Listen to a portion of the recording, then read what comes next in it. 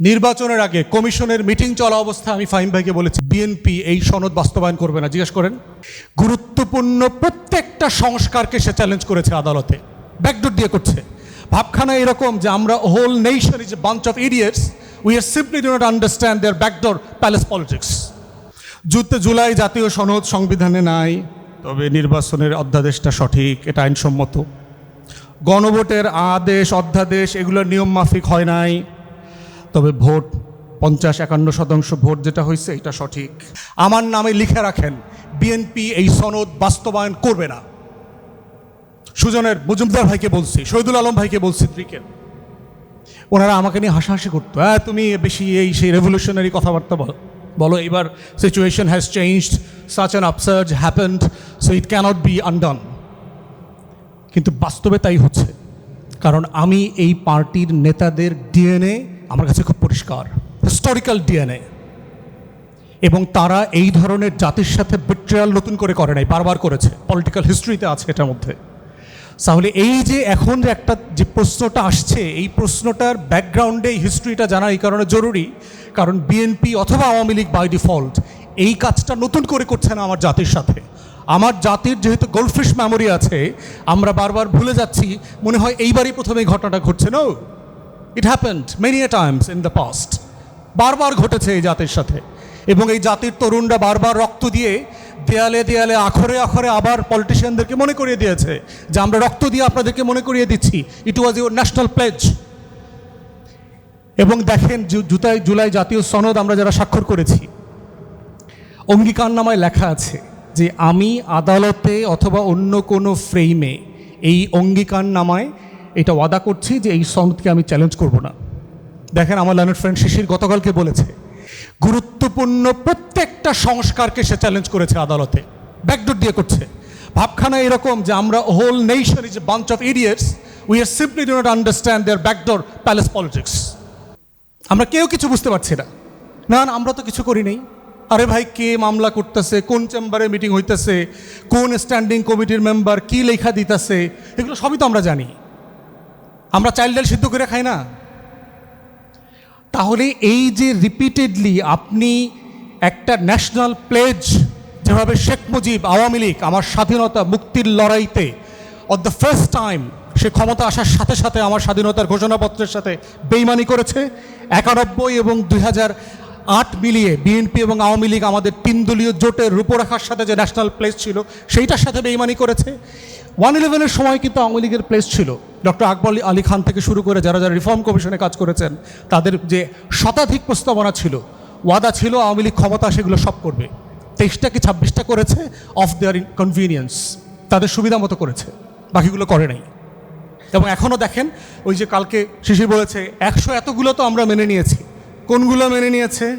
ওই যে শহীদ সালাউদ্দিন কাদের চৌধুরীর একটা দুষ্ট গল্প আছে, দেখবেন সোনা মিয়া আর লাল মিয়ার কথা বলছে না, জমি ভুল নামে রেজিস্ট্রেশন হয়ে গেছে। যেখানে যেখানে বিচারপতির বয়স বাড়ছে সংশোধনী বাতিল, বিচারপতির বয়স ঠিক আছে।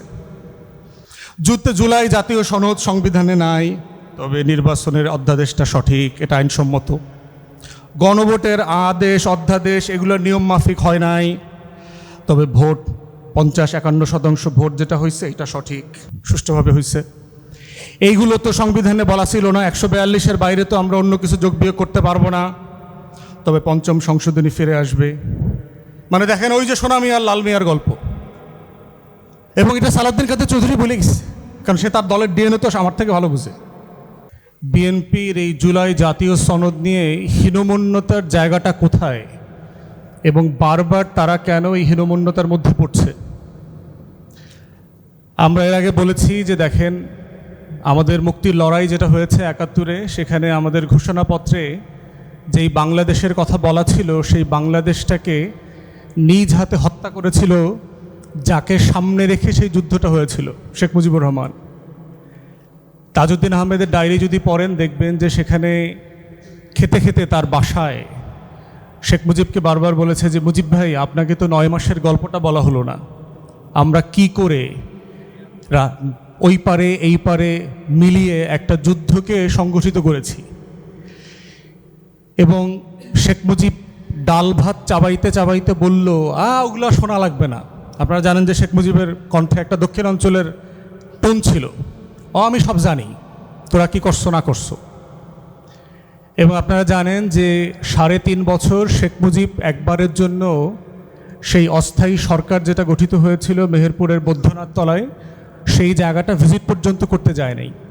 যদিও আপনারা জানেন যে সেই জায়গাটা তার নামে নামকরণ পর্যন্ত করা হয়েছিল, মুজিবনগর। এবং শুধু তাজউদ্দিন আহমেদের লেখা না, তখনকার সমসাময়িক যারা কূটনীতিক ছিলেন, আমলা ছিলেন, অনেকের লেখাতে এই হীনমন্যতার কথা আসছে যে শেখ মুজিব, শেখ পরিবার এবং আওয়ামী লীগের একাংশে, ইভেন আওয়ামী লীগের যে এমপি ছিল এম এ মোহাইমিনের লেখা যদি পড়েন, বিবিসি বাংলার সাবেক মহাপরিচালক ছিল সিরাজুর রহমান সাহেব, তার লেখায় আপনারা একই জিনিস দেখতে পাবেন। এই হীনমন্যতার একটা বড় জায়গা হচ্ছে যে বাংলাদেশে এত বড় একটা ঘটনা ঘটে গেছে, 71-এর লড়াই হয়ে গেছে, একটা দেশ স্বাধীন হয়ে গেছে, কিন্তু আমার নেতৃত্ব হয়নি। শেখ মুজিব কোনোদিন তার এই হীনমন্যতা বোধ থেকে উঠে আসতে পারে নাই। এবং পাকিস্তানেও যখন সে বিভিন্ন সময় কথা বলেছে, রাজনৈতিক নেতাদের সাথে কথা বলেছে, তার এই তথাকথিত বন্দি জীবনশালায়, সে আসলে বন্দি ছিল না, ওখানে ভিআইপি স্ট্যাটাসে ছিল, তখন সে কিন্তু বলেছে যে তাজউদ্দিন কথা শোনে না, ওই পারে যায়, এই 7 দফা চুক্তি করে, হাবি জাবি ভারতীয়দের সাথে দালালি করছে, এই কথাগুলো কিন্তু সে বলেছে। সে তো স্বাধীন বাংলাদেশ চায় নাই, প্রধানমন্ত্রী হতে চেয়েছিল।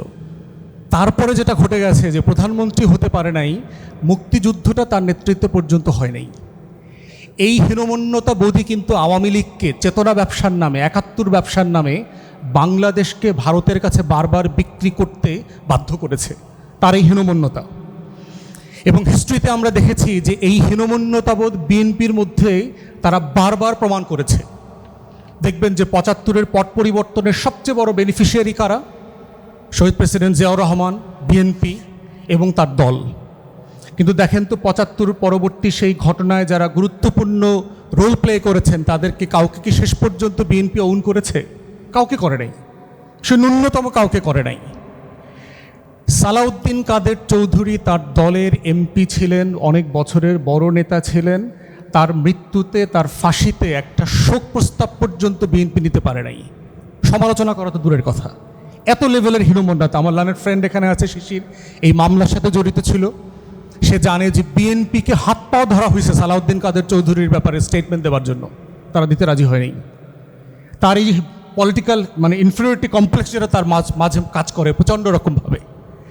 তারপরে দেখেন 90-এর ফ্রেমওয়ার্কের, 90-এ কনস্টিটিউশনালের সংবিধানের বাইরে গিয়ে শাহাবুদ্দিনকে এনে নির্বাচন করিয়ে এই যে একটা এক্সট্রা কনস্টিটিউশনাল রিয়ালিটিতে তাকে ক্ষমতায় আনা হয়েছে, তার বেনিফিশিয়ারি তো বিএনপি ছিল।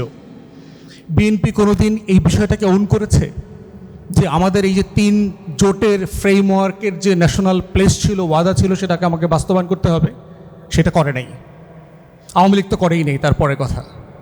তারপরে দেখেন তার আর একটা হীনমন্যতার প্রশ্ন, কেয়ারটেকারের প্রশ্ন যখন আসছে, দেখেন যে পলিটিক্যাল কোয়েশ্চেনকে কীভাবে পলিটিক্যালি ডিল না করে সংবিধানের দোহাই দিয়ে সে কীভাবে তার নিজের বিপদ ডেকে এনেছিল। তখনকার প্রধানমন্ত্রী মরহুমা বেগম জিয়ার একটা বিখ্যাত স্টেটমেন্ট আছে যে পাগল আর শিশু ছাড়া কোনো নিরপেক্ষ ব্যক্তি নাই। অর্থাৎ নিরপেক্ষ ব্যক্তি না থাকলে নিরপেক্ষ তত্ত্বাবধায়ক সরকার ব্যবস্থা কিভাবে চালু হবে? এটা তো প্র্যাকটিক্যালি পসিবল না। তারপরে হচ্ছে সংবিধানে তো এই ধরনের প্রভিশন নাই।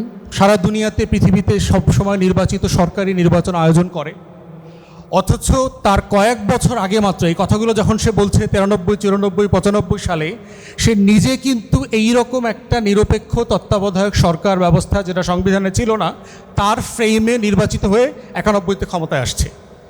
তাহলে যেই প্রসেসের সে বেনিফিশিয়ারি, সেই প্রসেসকে সে স্বীকার করে না, ওন করে না, এবং পাবলিকলি সংবিধানের দোহাই দিকে হিউমিলিয়েট করে। এই কালচার বিএনপির ভিতরে ইনগ্রেইন্ড হয়ে আছে এবং রিপিটেডলি সেইটা করে গেছে আমাদের পলিটিক্যাল হিস্ট্রিতে। এবং এইটা আমরা এতবার দেখেছি যে মনে হচ্ছে যে বিএনপি অ্যাডিক্টেড হয়ে গেছে একই কাজটা, একই ভুলটা সে বারবার করতে।